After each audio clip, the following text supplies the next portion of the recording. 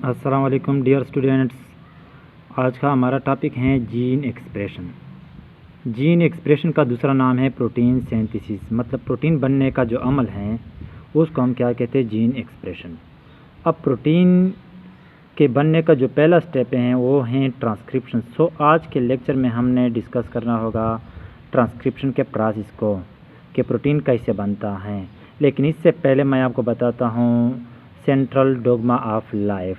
Central dogma of life means ज़िंदगी का उसूल।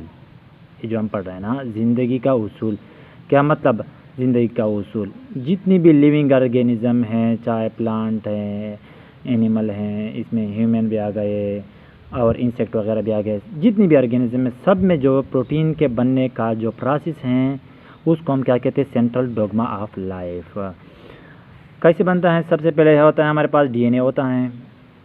डीएनए से बन जाता है, क्या बन जाता है, मैसेंजर आरएनए, और मैसेंजर आरएनए के बाद बन जाता है हमारे पास, क्या बन जाता है, प्रोटीन। तो ये जितना ये प्रोसेस जो है, चाहे प्लांट है, एनिमल है या ह्यूमन है, सब में यही प्रोसेस, सेम प्रोसेस होगा, और इसको हम क्या नाम देते हैं, सेंट्रल डोग्मा ऑफ लाइफ। अच्छा, अभी आते हैं ट्रांसक्रिप्शन प्रोसेस की तरफ। ट्रांसक्रिप्शन वो प्रोसेस जिसमें हमारे पास डीएनए से बन जाता है messenger RNA. DNA double strand, इससे बन जाता है सिंगल स्ट्रैंड मैसेंजर आरएनए। इस प्रोसेस को हम क्या कहते हैं, ट्रांसक्रिप्शन। और ये प्रोसेस होता किधर है? लोकेशन अगर देखा जाए तो इसकी लोकेशन है न्यूक्लियस। ये न्यूक्लियस के अंदर होता है। सो ट्रांसक्रिप्शन प्रोसेस हमारे पास प्रोसेस ये 3 स्टेपों पर कंप्लीट होता है। 3 स्टेजों में ये कंप्लीट होगा। इसका पहला स्टेज हमारे पास आ जाता है इनिशिएशन, दूसरा आ जाता है एलांगेशन, और तीसरा स्टेप इसका है टर्मिनेशन। इन 3 स्टेपों में क्या बनेगा, हमारे पास मैसेंजर आरएनए बनेगा। लेकिन किससे बनेगा? डीएनए से बनेगा। पहले स्टेप में इनिशिएशन में जब रिएक्शन स्टार्ट होता है तो इस प्रोसेस को हम क्या नाम देते हैं, इनिशिएशन। अब initiation starts when the RNA polymerase bind on specific site called promoter site which are located on the 5 end of DNA। यहाँ पर देखें, डायग्राम की तरफ आ जाओ। कहते हैं कि इनिशिएशन फेज़ या स्टेज शुरू होगा, तब शुरू होगा जब हमारे पास क्या होगा, आरएनए पॉलीमरेज। ये एक किस्म का एंजाइम है।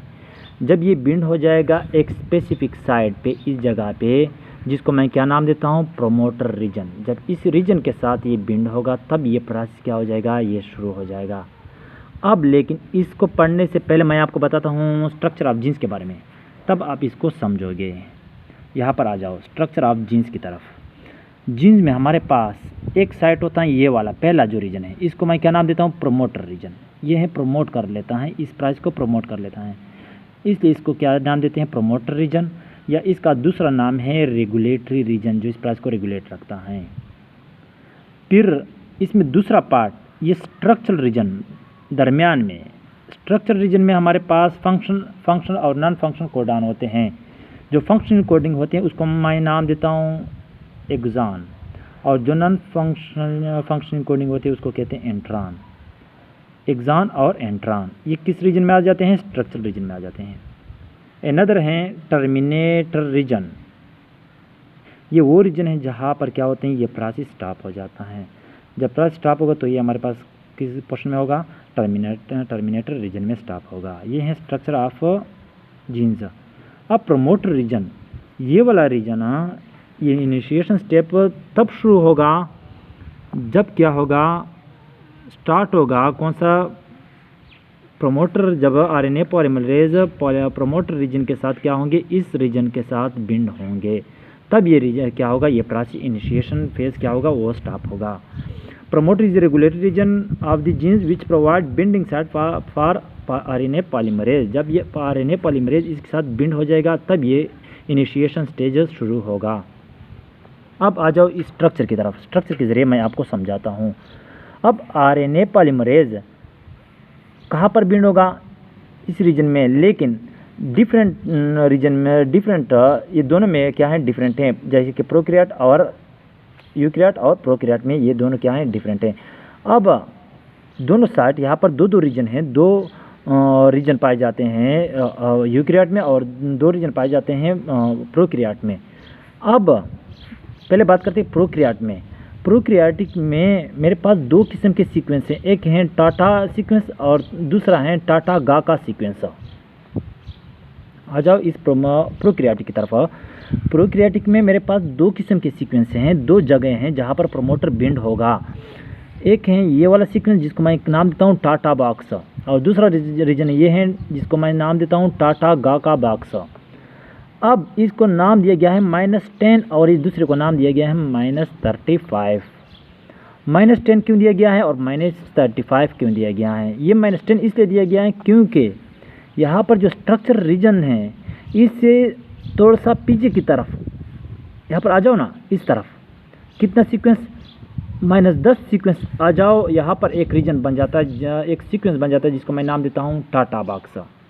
-10 सीक्वेंस अपने पीछे आना है, इसलिए मैंने लगाता हूँ -10। यहाँ पर जो सीक्वेंस बनेगा वो होगा टाटा बॉक्स।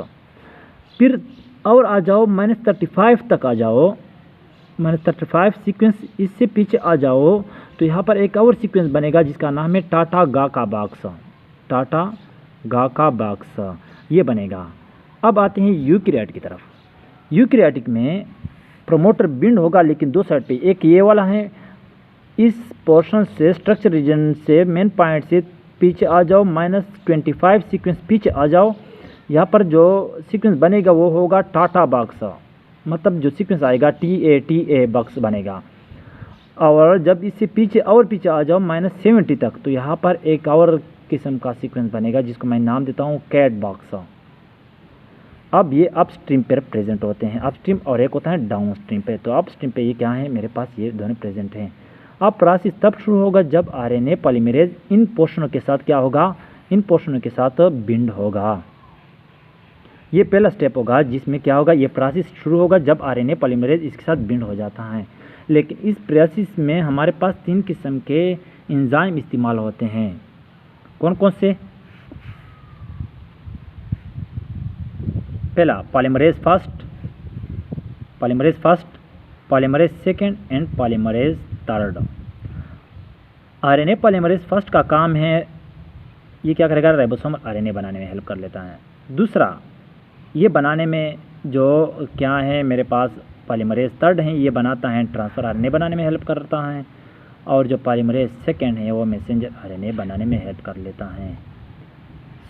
मैंने बनाना है, क्या मैंने बनाना है, मैंने मैसेंजर RNA बनाना है। तो इसमें मैंने इस्तेमाल करना होगा, किसको इस्तेमाल करना होगा, मैसेंजर RNA पॉलीमरेज सेकेंड को मैंने क्या करना है, इसको इस्तेमाल करना है। अच्छा, आते हैं दूसरे स्टेप की तरफ जिसका नाम क्या है, एलांगेशन। ठीक है ना, एलांगेशन की तरफ आते हैं। इस स्टेप की तरफ एलांगेशन में ये प्रेजेंट होगा अगर in the presence of RNA polymerase second. ये RNA पॉलीमरेज सेकेंड की मौजूदगी में होगा। कैसे होगा, अब यहाँ पर देखो, मेरे पास जब RNA पॉलीमरेज इसके साथ बिंड हुआ तो जो DNA थी उस DNA को क्या कर दिया, अनवाइंड कर दिया। जब बिंड हुआ ना इसके साथ तो इसको अनवाइंड कर दिया, इसको खोल दिया, और इनके दरमियान जो बेस से बेस के दरमियान जो बांड था वो बांड दरमियान में टूट गया, और टूटने के बाद ये एक दूसरे से सेपरेट हो गए, दूर हो गए। दूर होने के बाद दरमियान में एक किस्म का बबल बन गया, बबल, जिसको मैं नाम देता हूँ, क्या नाम देता हूँ, ट्रांसक्रिप्शन बबल। इसको मैं नाम देता हूँ ट्रांसक्रिप्शन बबल। अब RNA पॉलीमरेज इसके साथ बिंड हुआ, और कौन सा RNA पॉलीमरेज, पॉलीमरेज सेकेंड, जो मैंने पहले आपको बता दिया कि RNA पॉलीमरेज सेकेंड, ये इसके साथ बिंड हुआ। जब RNA पॉलीमरेज इसके साथ बिंड हुआ तो इन्होंने न्यूक्लियोटाइड, इस न्यूक्लियोटाइड को रीड कर दिया, और रीड करने के बाद इसके साथ न्यूक्लियोटाइड इसके साथ अटैच कर दिए, और अटैच करने के बाद क्या बनाना शुरू कर दिया, मैसेंजर RNA बनना शुरू हो गया। अब यहाँ पर मेरे पास 2 स्टैंड बन गए, एक स्टैंड ये हैं, ये वाला, और एक स्टैंड नीचे हैं। जो ओल्ड स्टैंड था मेरे पास उसको मैं नाम दूंगा एंटीसेंस स्ट्रैंड, और जो न्यू स्टैंड बन गया, मतलब न्यू स्टैंड कौन सा, मैसेंजर RNA का, इस मैसेंजर RNA के स्टैंड को मैं नाम दूंगा, क्या नाम दूंगा इसको, सेंस स्टैंड। अब मैसेंजर RNA बनेगा, लेकिन ये तब तक बनेगा जब तक क्या हो जाए, मेरे पास तीसरा स्टेप शुरू ना हो जाए, जिसका नाम क्या है, टर्मिनेशन। अब टर्मिनेशन क्या है? Last step of transcription.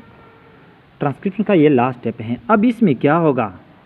इस प्रोसेस में देखिए मैसेंजर आरएनए बनता जाएगा, लेकिन तब तक बनेगा जब तक यहाँ पर एक किस्म का जो है डिस्टर्बेंस क्रिएट ना हो जाए। और वो डिस्टर्बेंस कौन क्रिएट करेगा? जीसी। इस प्रोसेस में जो जीसी है ना, ये आपस में क्या करेंगे? आपस में बाण बनना शुरू करेंगे। और नहीं, जीसी आपस में बाण बनना शुरू करेंगे और ये बाण बनाते जाएंगे, जिसकी वजह से ये एक ऐसा शेप बना देगा जिसको मैं नाम देता हूँ हेयर पिन लूप। औरतें जो बालों में पहनती हैं हेयर पिन लूप जैसा स्ट्रक्चर बनाते हैं।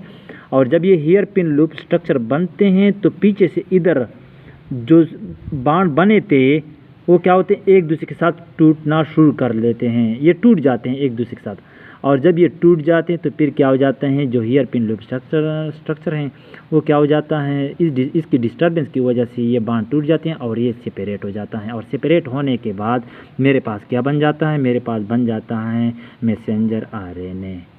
और जब मैसेंजर आरएनए बन जाता है तो इसको अगेन मैं क्या करूँगा? एक और प्रोसेस में लेके आऊँगा जिसका नाम है ट्रांसलेशन। और ट्रांसलेशन में फिर मैंने इनसे क्या बनाना है? इनसे मैंने प्रोटीन बनाना है।